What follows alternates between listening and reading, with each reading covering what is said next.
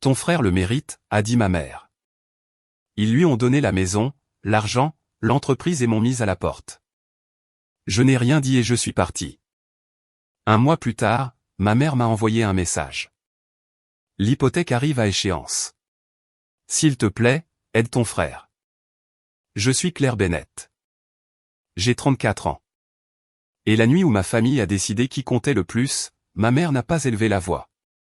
Elle n'a pas pleuré. Elle n'a même pas eu l'air honteuse.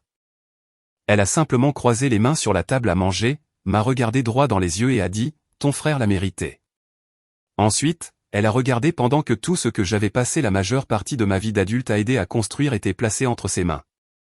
Comme si cela lui avait toujours été destiné. La maison, l'argent, l'entreprise, tout cela.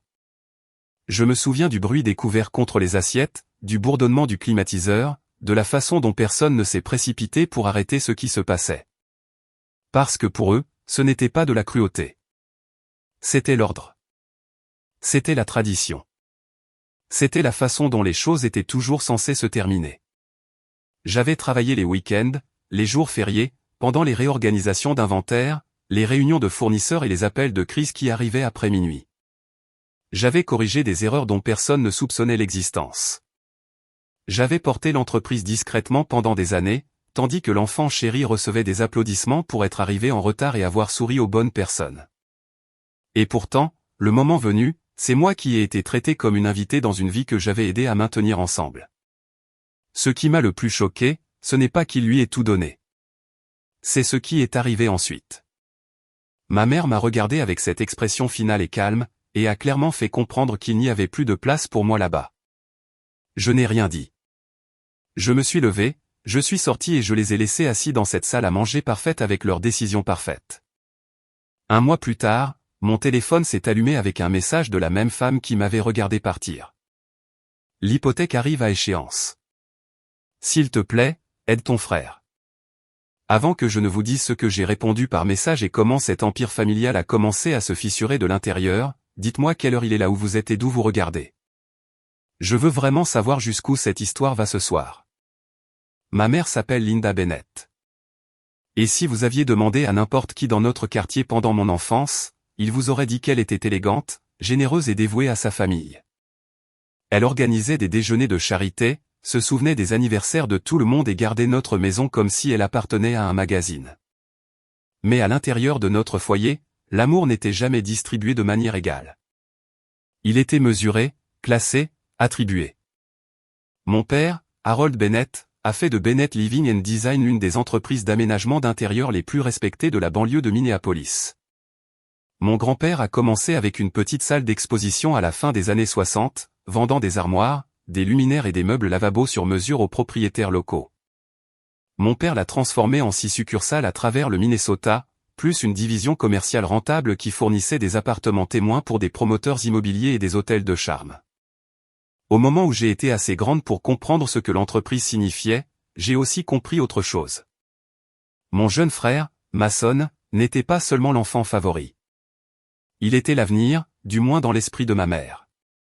Elle ne l'a jamais dit dans un long discours. Elle l'a dit d'une centaine de petites manières.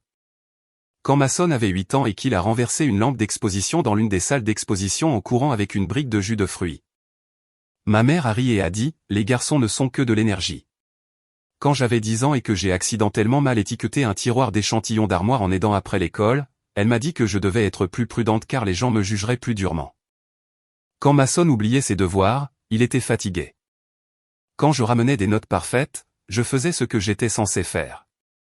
Il était célébré pour son existence. On attendait de moi des performances. À 16 ans, je passais mes samedis dans l'entrepôt à apprendre les codes d'inventaire, à recommander du matériel et à aider les clients plus âgés à comparer les finitions de carrelage et les marques de robinetterie. J'aimais ce travail. J'aimais son aspect concret. Un problème survenait, vous le résolviez. Un client hésitait, vous écoutiez. Une expédition était en retard, vous trouviez un autre moyen. Je n'essayais plus d'être félicité. Pas vraiment. Je voulais juste être utile. Mason, pendant ce temps, entrait et sortait de l'entreprise comme une star invitée dans la société de sa propre famille.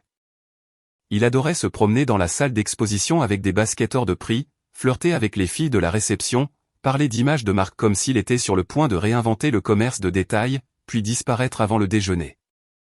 Ma mère adorait cela. Elle restait là, souriante, à le regarder faire des gestes devant un mur d'inspiration ou un présentoir d'éclairage comme s'il était une sorte de visionnaire. « Regardez-le » disait-elle. « Il a de la présence. Il a le genre de confiance qui ne s'enseigne pas. » Ce qu'elle voulait dire, c'est qu'il avait le genre de confiance que seul un privilège non mérité peut produire.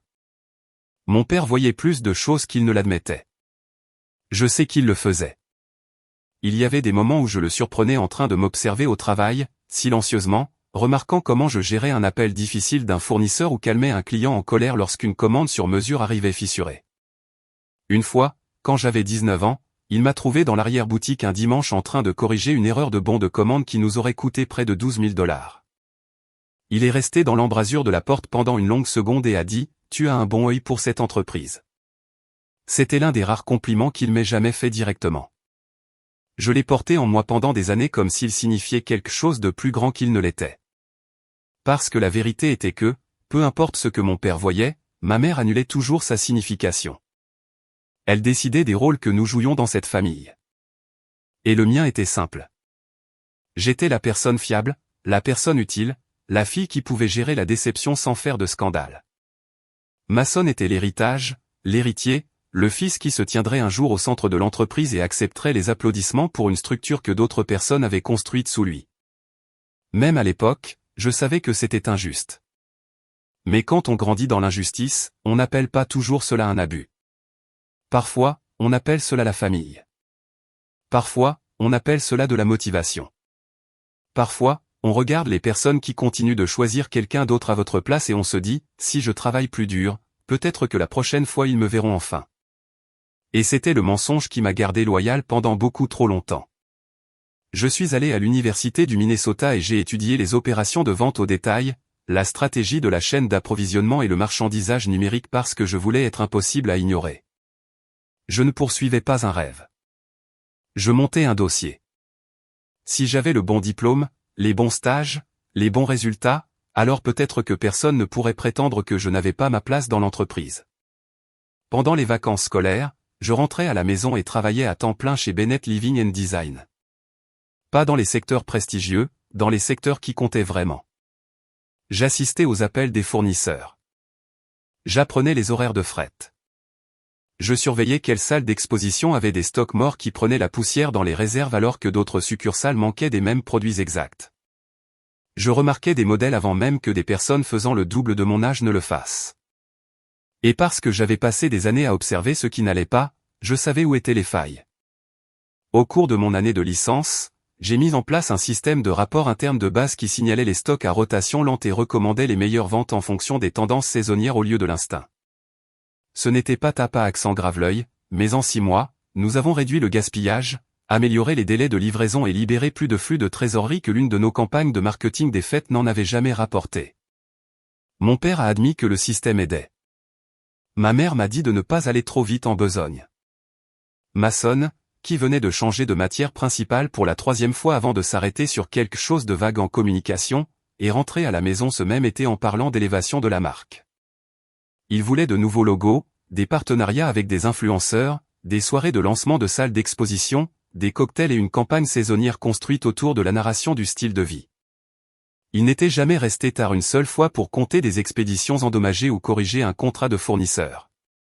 Mais d'une certaine manière, il parlait avec une confiance absolue de l'avenir de l'entreprise. Ma mère a adoré chaque mot. Elle a dit à mon père que l'entreprise avait besoin d'un visage masculin moderne.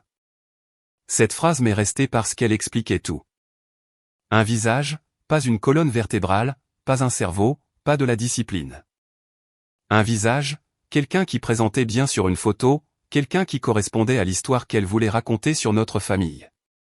Quand j'ai obtenu mon diplôme, mon père m'a offert un poste dans les opérations régionales. Cela semblait important jusqu'à ce que je voie le salaire et l'autorité qui y étaient attachés. Le titre était accompagné de responsabilités, mais pas de pouvoir. On attendait de moi que je règle les problèmes, pas que je dirige la stratégie. Mason, qui n'avait aucune réalisation mesurable et aucune patience pour les détails, a été nommé directeur du développement de la marque avant même d'avoir compris notre structure de fournisseurs. Il a obtenu un bureau avec des murs en verre et un budget qu'il n'avait pas mérité. J'ai obtenu 3 districts, 2 magasins souffrant d'un manque de personnel chronique, et un rappel poli de ma mère qu'il serait bon pour moi de faire mes preuves sans m'attendre à un traitement de faveur. J'ai eu envie de lui rire au nez la première fois qu'elle a prononcé ce traitement de faveur, comme si cela m'avait jamais appartenu une seule fois. Alors j'ai fait ce que j'avais toujours fait. J'ai travaillé. J'ai passé ma première année à réorganiser l'agencement des magasins pour améliorer la circulation des clients et augmenter les ventes additionnelles à plus forte marge. J'ai négocié de meilleures conditions avec les fabricants d'armoires. J'ai convaincu un promoteur hôtelier de faire appel à nous pour 3 ensembles d'appartements témoins.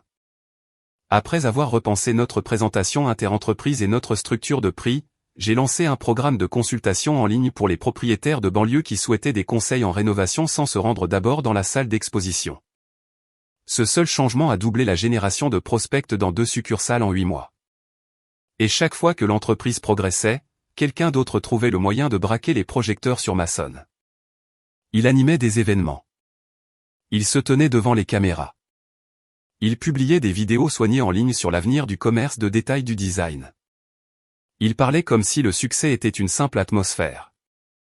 Pendant ce temps, lorsque l'une de ses campagnes de marqueur de prix a attiré beaucoup d'attention sur les réseaux sociaux, mais presque aucun acheteur sérieux, c'est à moi que l'on a demandé de nettoyer les chiffres et d'expliquer pourquoi les prévisions de revenus n'avaient pas été atteintes. L'excuse de ma mère n'a jamais changé. Masson a besoin d'espace pour grandir. Il a besoin de confiance. Il a besoin qu'on lui fasse confiance. De quoi avais-je besoin? Apparemment de moins. Moins d'éloges, moins d'argent, moins d'espace, moins de reconnaissance, plus de responsabilité, plus de patience, plus de sacrifices. Cela m'aurait peut-être brisé si je n'avais pas commencé à remarquer quelque chose d'important. Les employés plus âgés me respectaient. Le responsable de l'entrepôt m'appelait lorsqu'une expédition semblait incorrecte parce qu'il faisait confiance à mon jugement. Les directeurs de magasins m'apportaient les problèmes avant de s'adresser à la direction générale parce qu'ils savaient que je les résoudrais. Les fournisseurs répondaient à mes courriers électroniques en premier. Les clients se souvenaient de mon nom. Je n'imaginais pas ma valeur. Je la vivais chaque jour. Et pourtant, au sein de ma propre famille, la valeur ne comptait que si elle correspondait à la forme qu'ils étaient prêts à bénir. Je me disais que je pourrais survivre à cela. Je me disais que les résultats finiraient par l'emporter. Je me disais que l'équité prenait du temps. Avec le recul, c'était la partie la plus cruelle. Je n'attendais pas le succès. Je l'avais déjà. J'attendais que les personnes qui profitaient de ma loyauté l'admettent enfin. Et les gens comme cela le font rarement. Pas avant que vous perdre ne devienne coûteux. Le dîner a eu lieu un jeudi au début du mois d'octobre. Et si j'avais su ce qui m'attendait, j'aurais fait demi-tour avec ma voiture avant d'atteindre la maison. Ma mère avait dit que ce n'était que la famille. Elle m'avait dit de ne pas être en retard car mon père avait une annonce importante à faire. J'ai supposé qu'il s'agissait de la planification de la succession ou d'une éventuelle expansion. Nous avions discuté d'un nouveau partenariat commercial avec un promoteur d'appartements de luxe et j'ai pensé que peut-être enfin, après toutes ces années, mon père était prêt à officialiser la partie de l'entreprise que je dirigeais déjà dans la pratique. La maison avait l'air parfaite quand je me suis garé. Les marches d'entrée étaient éclairées par des lanternes chaleureuses. Les fenêtres brillaient. Le genre de maison que les gens ralentissent pour admirer à Noël. Je suis resté là pendant une seconde avec une bouteille de vin à la main et j'ai eu la sensation très étrange de marcher dans une photographie au lieu d'un foyer. Masson est arrivé avec 20 minutes de retard, vêtu d'un manteau en cachemire et affichant le genre d'expression suffisante qui ne prend tout son sens que lorsque vous réalisez que quelqu'un lui a déjà raconté la fin. Le dîner a été presque normal au début. Ma mère a parlé d'une collecte de fonds. Mon père a posé une question sur les ventes dans la salle d'exposition d'Edina. Masson n'arrêtait pas de regarder son téléphone et de sourire intérieurement. Puis le dessert a été débarrassé. Ma mère a plié sa serviette et tout a changé. Mon père a commencé à parler, mais elle a pris le relais à mi-chemin. Cela seul m'a dit qui avait organisé la scène. Elle a dit qu'ils avaient passé des mois à réfléchir à l'avenir et à ce qui était le mieux pour la famille, l'entreprise et le nom Bennett. Elle a dit qu'ils avaient décidé qu'il était temps de transmettre l'entreprise à la génération suivante. Je me souviens que mon cœur battait plus fort, non pas parce que j'en étais certaine, mais parce qu'une partie têtue de moi voulait encore croire que je n'avais pas passé toutes ces années à ne rien gagner. Puis elle a regardé Mason de la façon dont les gens regardent quelqu'un qu'ils sont sur le point de couronner. Ton frère le mérite, a-t-elle dit. Il prendra le contrôle de l'entreprise à l'avenir. Elle a continué à parler, mais pendant une seconde, je n'ai entendu que des fragments. Action de l'entreprise, fiducie familiale, compte de trésorerie, croissance à long terme, future direction. Puis est venu le reste. La maison aussi. Il transférait cela dans le cadre de la restructuration de la succession parce que cela donnerait de la stabilité à Mason et aiderait à préserver les biens familiaux. Les préserver pour qui exactement n'était pas difficile à comprendre. J'ai posé la seule question qui comptait. Et moi?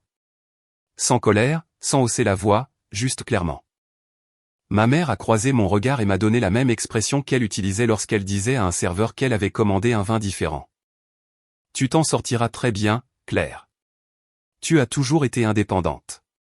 Ton frère a besoin d'une base plus solide. J'ai alors regardé mon père. Il a refusé de soutenir mon regard. Il a dit qu'il y aurait une indemnité de départ si je voulais m'éloigner de l'entreprise pendant la transition. Si je voulais m'éloigner, comme si l'on m'offrait un choix élégant au lieu d'être effacé de ma propre vie. Mason s'est penché en arrière sur sa chaise comme s'il essayait de ne pas sourire trop largement. Je lui ai demandé s'il le savait.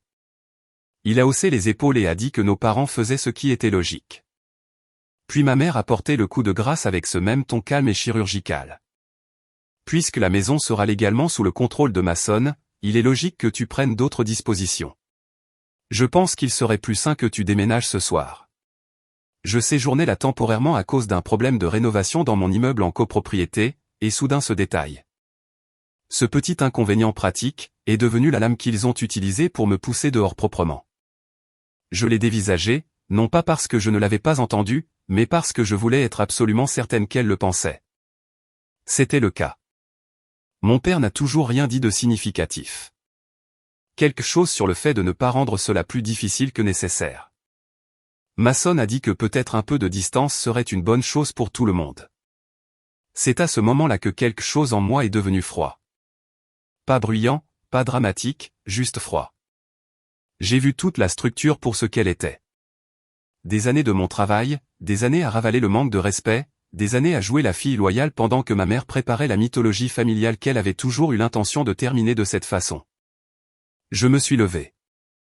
J'ai posé ma serviette sur la table. Je les ai regardés chacun un par un. Je n'ai pas supplié parce qu'il n'y avait plus aucune dignité à implorer des gens de voir ce qu'ils avaient passé des années à refuser de voir.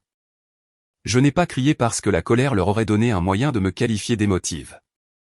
Ma mère m'a dit de ne pas être dramatique. Mason a même ri sous cape. Je suis monté à l'étage, j'ai préparé 2 valises, j'ai pris mon ordinateur portable, mon sac à main et la boîte de papier personnel que je gardais dans le placard de la chambre d'amis, et je suis parti par la porte d'entrée sans me retourner. Personne ne m'a suivi jusqu'à l'allée. Personne n'a essayé de m'arrêter. Ce silence m'en a dit plus que n'importe quelle dispute n'aurait pu le faire. Je me suis assise dans ma voiture avec mes mains sur le volant et j'ai enfin compris la vérité contre laquelle j'avais passé des années à négocier. Ils n'avaient jamais manqué de voir ma valeur. Ils l'avaient vue. Ils avaient simplement décidé qu'il était plus utile de l'exploiter que de l'honorer. Le lendemain matin, j'ai démissionné de l'entreprise. À la fin de la semaine, j'avais loué un appartement meublé à Chicago. Je me suis dit que c'était temporaire, juste assez longtemps pour respirer, réfléchir et déterminer la suite. Mais quelque part entre le départ de cette salle à manger et le passage des frontières, une autre pensée a pris racine. Peut-être qu'être jeté à la porte n'était pas la fin de ma place dans cette famille. Peut-être était-ce la première chose honnête qu'ils aient jamais faite pour moi. Chicago n'était pas l'endroit où j'avais prévu de reconstruire ma vie. C'était simplement la première ville qui semblait assez éloignée pour briser le sort. Je l'ai choisie parce qu'elle était grande, rapide, assez chère pour m'effrayer un peu, et pleine d'entreprises de design indépendantes qui avaient besoin du type exact d'aide opérationnelle dont la plupart des propriétaires ne réalisaient jamais qu'elle leur manquait jusqu'à ce que les choses soient déjà sur la pente descendante. Mon premier appartement donnait sur une ruelle et un mur de briques. Le radiateur sifflait toute la nuit. La cuisine était à peine plus large que mes épaules, mais elle était à moi. Et pour la première fois depuis des années, chaque décision silencieuse dans ma vie n'appartenait qu'à moi. Les 2 premières semaines ont été horribles. J'adorerais vous dire que j'ai atterri dans une nouvelle ville pleine d'un objectif féroce et d'une clarté immédiate. Mais ce n'est pas ainsi que cela s'est passé. Je dormais mal. Je repassais ce dîner en boucle.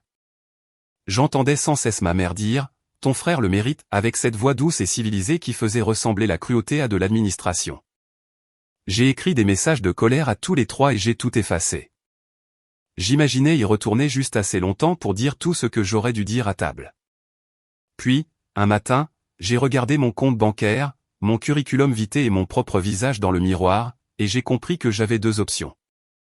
Je pouvais devenir un témoin à temps plein de ma propre humiliation, ou je pouvais me mettre au travail. Alors, je me suis mis au travail. J'ai lancé Claire Bennett Retail Advisory avec un bureau pliant, une imprimante empruntée, un abonnement de travail partagé prépayé et une pile de notes de cas construites à partir de problèmes que j'avais déjà résolus dans mon ancienne vie. Je me suis positionné très soigneusement. Je n'étais pas une consultante en affaires génériques. J'étais la personne que les propriétaires appelaient lorsque leur magnifique salle d'exposition perdait de l'argent parce que personne n'avait aligné l'inventaire, le personnel, le flux de clients. Le suivi des prospects et les conditions des fournisseurs dans un système qui fonctionnait réellement. Mon premier mois a été principalement composé de rejets.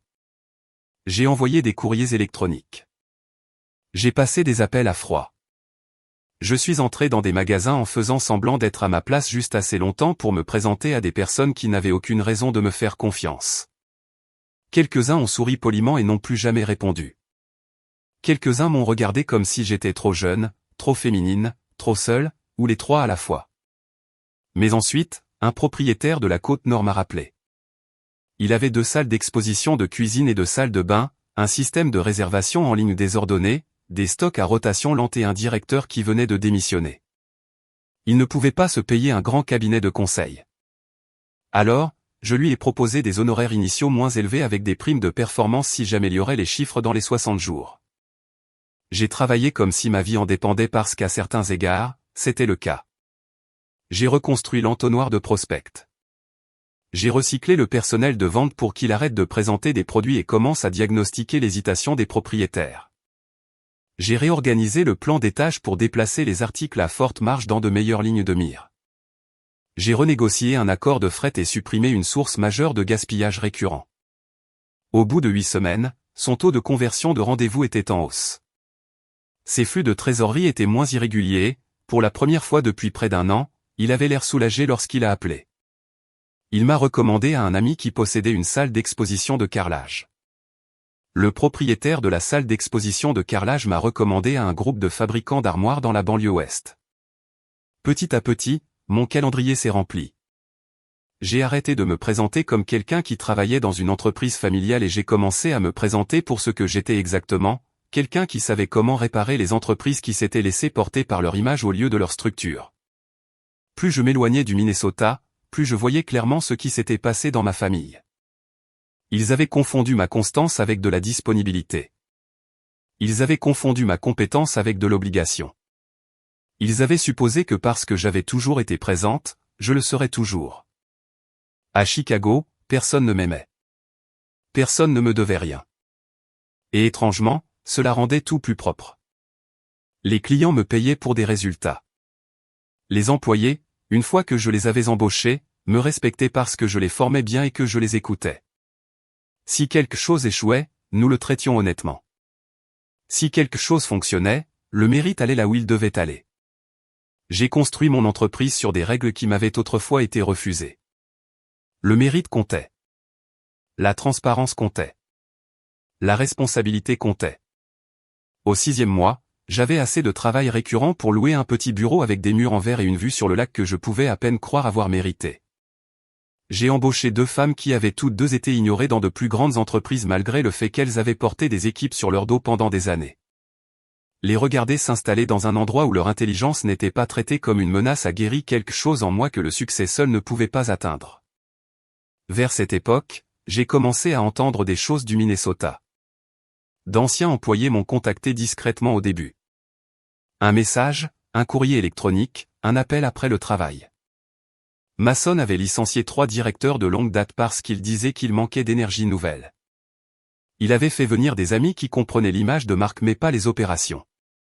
Il a réduit les contrôles en entrepôt parce qu'il voulait que les choses aillent plus vite. Il a approuvé des rénovations coûteuses de salles d'exposition dans 2 succursales tout en retardant les paiements aux fournisseurs. Sur les réseaux sociaux, l'entreprise avait l'air fabuleuse. Dans la vraie vie, des fissures étaient partout. J'écoutais, je remerciais les gens pour les informations et je gardais mes distances. Non pas parce que je faisais semblant de ne pas m'en soucier, mais parce que j'avais enfin appris que tous les désastres que vous pouvez réparer ne sont pas de votre responsabilité à absorber. J'ai acheté un appartement à la fin de ma première année. Rien d'immense, des lignes épurées, de la lumière naturelle, un balcon étroit, assez de place pour une table à manger et des étagères qui étaient vraiment à moi. Je me suis tenu dans le salon vide après la signature avec mes clés à la main et j'ai eu une pensée qui m'a presque fait rire. Il m'avait jeté hors d'une maison qui n'avait jamais vraiment été la mienne. Et ce faisant, il m'avait forcé à construire une vie que personne ne pourrait m'enlever. Pourtant, la vengeance n'était pas encore complète. Pas à ce moment-là, parce que la guérison est satisfaisante. Mais dans des histoires comme la mienne, le public sait ce qui vient ensuite. Les personnes qui donnent tout à la mauvaise personne n'échappent pas éternellement aux conséquences. Tôt ou tard, la facture arrive. Et un froid mardi matin, elle a atteint mon téléphone sous la forme d'un message de la femme qui m'avait dit un jour de partir avant minuit. J'ai fixé le message pendant 1 minute entière avant de poser mon téléphone face vers le bas sur mon bureau. Non pas parce que j'étais confuse, mais parce que j'essayais de décider quelle émotion était arrivée en premier. La colère, la justification, le dégoût, peut-être les 3. Ma mère n'avait pas appelé pour demander comment j'allais. Elle ne s'était pas excusée. Elle n'avait pas dit que je lui manquais ni admis ce qu'elle avait fait. Elle était allée directement à l'urgence, directement au point d'extraction. S'il te plaît, aide ton frère, comme si la dernière année ne s'était jamais produite, comme si je n'avais pas été celle qu'elle avait regardée dans les yeux et retirée de la famille avec des mains parfaitement manucurées. Je n'ai pas répondu tout de suite. Je suis allé à une réunion avec un client. J'ai passé en revue un rapport trimestriel. J'ai approuvé un plan de dotation en personnel pour l'un de nos comptes. Mais en fin d'après-midi, les messages s'étaient multipliés. Un autre de ma mère, puis un de mon père disant que c'était urgent. Puis un de Mason qui disait simplement « Appelle-moi ». J'ai presque ri à celui-là. Il n'avait pas utilisé mon nom. Il n'avait pas tenté de montrer des remords, juste une instruction, comme si j'existais encore dans sa vie en tant que renfort non rémunéré. J'ai d'abord appelé mon père parce que de tous, il était le seul qui avait parfois semblé être une personne plutôt qu'un rôle. Il a répondu si vite qu'il était évident qu'ils avaient attendu près du téléphone. Sa voix avait changé. Pas seulement plus vieille, plus faible, moins certaine. Il m'a dit que l'entreprise était sous pression. Problème de trésorerie, litige avec les fournisseurs, problème de prêt. Le genre de langage que les hommes utilisent lorsqu'ils espèrent encore que le vocabulaire peut adoucir l'humiliation de l'échec. Je l'ai laissé parler jusqu'à ce que j'ai les faits. La vérité était pire que la formulation. Mason avait poussé une stratégie d'expansion agressive sans garantir de contrat d'approvisionnement stable. Il avait trop commandé dans des catégories qui présentaient bien dans le matériel promotionnel, mais qui s'écoulaient lentement dans la vie réelle. Il avait vidé la trésorerie dans le changement de marque, les événements et les rénovations tout en retardant les paiements aux fournisseurs principaux. Lorsque les fournisseurs ont durci leurs conditions, les stocks ont commencé à glisser. Lorsque les stocks ont glissé, les délais de livraison se sont aggravés. Lorsque les délais de livraison se sont aggravés, les clients de grande valeur se sont retirés et les comptes commerciaux ont commencé à menacer de poursuites judiciaires pour des délais non respectés. Puis sont venus les problèmes fiscaux. Puis un problème de ligne de crédit, puis la maison. La maison familiale avait été mise en garantie pour maintenir l'entreprise à flot. Le paiement de l'hypothèque était en retard. Ma mère a ensuite pris le téléphone et a pleuré presque immédiatement. Mais même alors, je pouvais entendre l'ancien schéma sous les larmes. Elle ne me demandait pas de revenir parce qu'elle me voyait enfin. Elle demandait parce que l'enfant élu avait échoué et que la personne utile était encore en vie. J'ai demandé où était Mason. Mon père a hésité. Cela m'en a dit assez. En Floride, a-t-il finalement dit. Il y était allé pour rencontrer un investisseur potentiel. J'ai demandé si par investisseur potentiel il entendait des amis, des fêtes et faire semblant que les chiffres se répareraient d'eux-mêmes pendant qu'il évitait les conséquences. Silence à nouveau. C'était presque insultant à quel point il restait prévisible. Je leur ai dit que je n'enverrais pas d'argent. Ma mère a halté comme si je l'avais giflé. Mon père a essayé un angle différent. Les employés souffraient. Des familles dépendaient de l'entreprise. Cette partie m'a touché parce que c'était vrai et il savait que ça le ferait. Des personnes innocentes paient toujours lorsque des hommes incompétents sont protégés trop longtemps. J'ai demandé les livres de compte complets, l'échéancier de la dette, les avis des fournisseurs, l'exposition juridique et une ventilation complète de la rémunération et des dépenses discrétionnaires de Mason au cours des 12 mois précédents. Mon père a envoyé ce qu'il a pu le lendemain matin. Je l'ai examiné avec mon propre conseiller financier, à l'heure du déjeuner, j'ai compris à quel point la pourriture était profonde. Ce n'était pas un seul mauvais trimestre. C'était un modèle soutenu de vanité, d'imprudence et de déni. Mason avait utilisé les fonds de l'entreprise pour des voyages de luxe, des véhicules haut de gamme, des événements privés et la location d'un appartement en Floride tout en licenciant du personnel expérimenté. Il avait éliminé les personnes même qui comprenaient comment maintenir l'entreprise debout. Il avait préservé l'image en cannibalisant la structure. Lorsque ma mère a rappelé pour demander ce que j'allais faire, j'ai finalement répondu avec la seule clarté qu'elle avait jamais respectée. Ton enfant, ta responsabilité. Elle a commencé à pleurer plus fort. Elle a dit que j'étais froide. Elle a dit, la famille n'abandonne pas la famille. C'est alors que je lui ai demandé si elle se souvenait du dîner. Je lui ai demandé si elle se souvenait de m'avoir dit de partir. J'ai demandé si la famille ne s'appliquait que lorsque le fils gagnait et que l'on avait besoin de la fille pour absorber les dégâts. Elle n'a pas eu de vraie réponse, seulement plus de larmes. Puis est venue la tournée des excuses de Mason. Au début, c'était superficiel. Il a dit que les choses avaient échappé à tout contrôle. Il a dit que le marché avait changé. Il a dit que les gens autour de lui avaient fait des erreurs. Pas une seule fois dans ses premiers messages, il n'a dit que j'avais raison. Pas une seule fois il n'a dit qu'il avait détruit ce que d'autres avaient construit. Quand je n'ai pas répondu, il est passé à la première véritable fissure dans son arrogance. Il m'a appelé. J'ai laissé sonner. Il a de nouveau envoyé un message et a dit qu'il avait besoin d'aide avant que la banque ne gèle tout. Cette seule ligne m'en a dit plus que je n'avais besoin de savoir. L'empire que ma mère lui avait remis avec le sourire n'était pas seulement en train d'échouer, il s'effondrait en temps réel. Mon père a supplié pour une rencontre en personne. J'ai failli dire non. Mais après une nuit sans sommeil, j'ai accepté de prendre l'avion pour exactement une raison. Pas pour les sauver. Pour les regarder dans les yeux pendant qu'ils affrontaient enfin le coup de ce qu'ils avaient fait. Quand je suis entré dans l'ancienne salle de conférence 2 jours plus tard, j'ai à peine reconnu l'endroit. Des rénovations bon marché, des plantes mortes, de la poussière sur les étagères de présentation, du stress dans chaque coin. Mason avait l'air bronzé, épuisé et soudain beaucoup plus petit sans l'admiration pour le soutenir. Ma mère avait l'air plus vieille que je ne l'avais jamais vue. Mon père avait l'air honteux. Il voulait que je répare cela. Pas que je conseille, pas que je révise. Réparer, intervenir, stabiliser l'entreprise, rassurer les fournisseurs, calmer le personnel et défaire une année de dégâts parce qu'apparemment c'était toujours le rôle qu'ils m'avaient assigné dans leur tête. Mais cette fois, je n'étais pas la fille à la table, espérant que l'équité arriverait si j'argumentais assez bien. Cette fois, j'avais des conditions. Je leur ai dit que je ne couvrirais pas la dette personnelle. Je ne restaurerais pas le statut de Mason. Je ne reviendrai pas comme un bourreau de travail silencieux pendant que quelqu'un d'autre jouait à l'héritier. Si je touchais à cette entreprise, ce serait dans le cadre d'une restructuration formelle avec un contrôle opérationnel total, une autorité de direction publique, un accès financier nul pour Mason. Une liquidation obligatoire des actifs de son côté et une reconnaissance écrite que l'entreprise avait été endommagée par ses décisions. Ma mère avait l'air horrifiée. Mason avait l'air offensé. Mon père ressemblait à un homme rencontrant enfin le prix de sa propre lâcheté. Ils ont demandé du temps pour réfléchir. Je me suis levé pour partir et je leur ai dit quelque chose que j'aurais aimé comprendre 10 ans plus tôt. Le talent n'est pas une propriété familiale. Vous n'avez pas le droit d'humilier quelqu'un, de le jeter à la porte puis d'exiger le retour de ses dons quand votre enfant préféré met le feu à la maison. Ils n'ont pas accepté mes conditions ce jour-là. Bien sûr qu'ils ne l'ont pas fait. La fierté survit longtemps après que l'argent commence à mourir.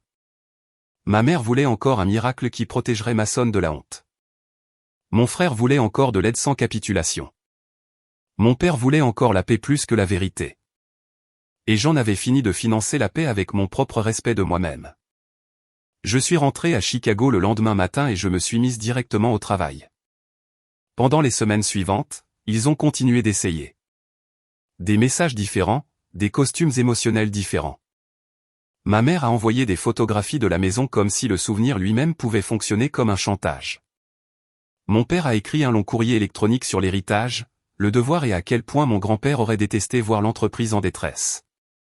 Mason a envoyé un message après minuit disant qu'il savait qu'il avait fait des erreurs et qu'il avait juste besoin d'une petite piste de décollage pour s'en remettre.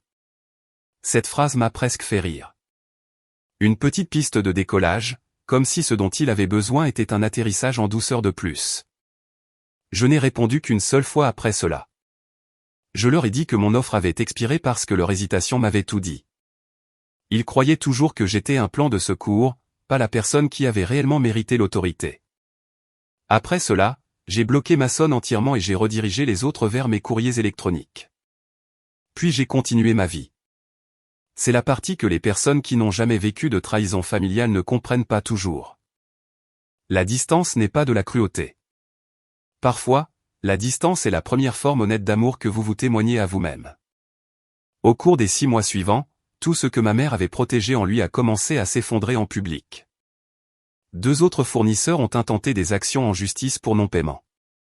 Un client commercial a porté plainte pour des délais non respectés et des installations incomplètes dans un projet d'appartement de luxe que Mason avait survendu et pour lequel il manquait de personnel. Les employés ont commencé à partir par vagues.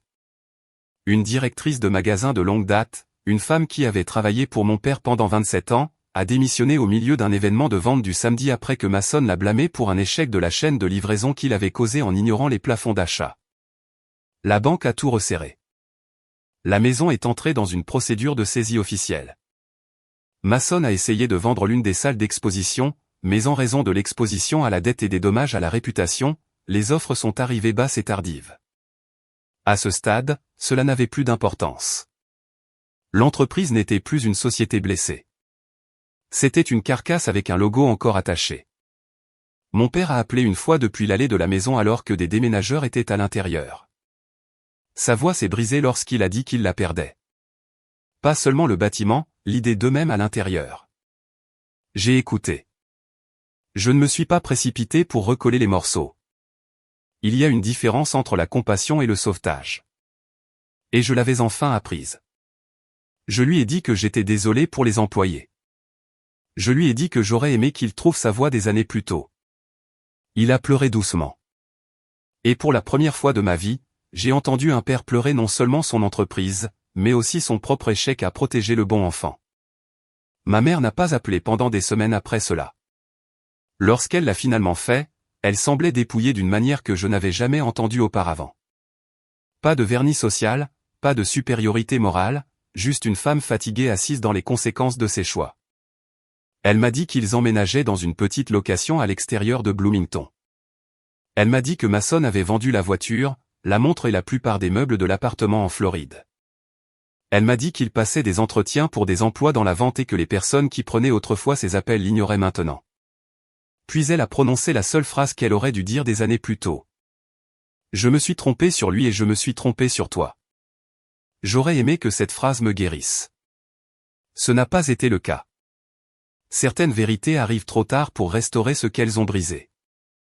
Mais je l'ai accepté parce que la vérité compte toujours même lorsqu'elle ne peut pas réparer les dégâts. Mason a finalement trouvé du travail comme associé aux ventes de revêtements de sol dans un magasin régional de rénovation domiciliaire. Pas de direction, pas de stratégie, rien d'exécutif. Juste un badge nominatif, des horaires et des clients posant des questions pratiques. Il ne pouvait plus s'en sortir avec son charme. Il y avait une justice brutale là-dedans. Pour la première fois de sa vie, il devait se tenir sur une surface de vente et produire de la valeur en temps réel. Pas d'héritage, pas de mythologie familiale, pas de mère traduisant sa médiocrité en destin, juste du travail. Mon père a pris un rôle de consultant auprès d'un plus petit fournisseur local pour couvrir ce qui leur restait d'économie pour la retraite. Ma mère a cessé d'organiser des déjeuners et a disparu discrètement des cercles sociaux qu'il a traités autrefois comme intouchables. La famille qui s'était tant inquiétée de son héritage a découvert quelque chose de simple et d'humiliant. L'héritage n'est pas ce que vous gardez parce que votre fils se tient dans le cadre. L'héritage est ce qui survit après que le caractère a été mis à l'épreuve. Le mien a survécu, pas le leur. Quant à moi, mon entreprise est passée d'un petit bureau à 3 villes au cours des 2 années suivantes. Nous nous sommes spécialisés dans la stabilisation d'entreprises de vente au détail de design qui avaient de bons produits mais des systèmes faibles. Nous avons embauché des personnes intelligentes qui avaient été sous-estimées ailleurs. Nous avons formé des femmes à diriger sans s'excuser de leurs compétences. Nous avons récompensé la responsabilité au lieu du théâtre de la performance. J'ai construit le genre d'entreprise que j'avais autrefois supplié ma famille de me laisser l'aider à devenir. Et voici la leçon que je porte maintenant, celle que je voudrais que chaque auditeur tire de cette histoire. Ne laissez jamais les personnes qui bénéficient de vos sacrifices devenir celles qui définissent votre valeur.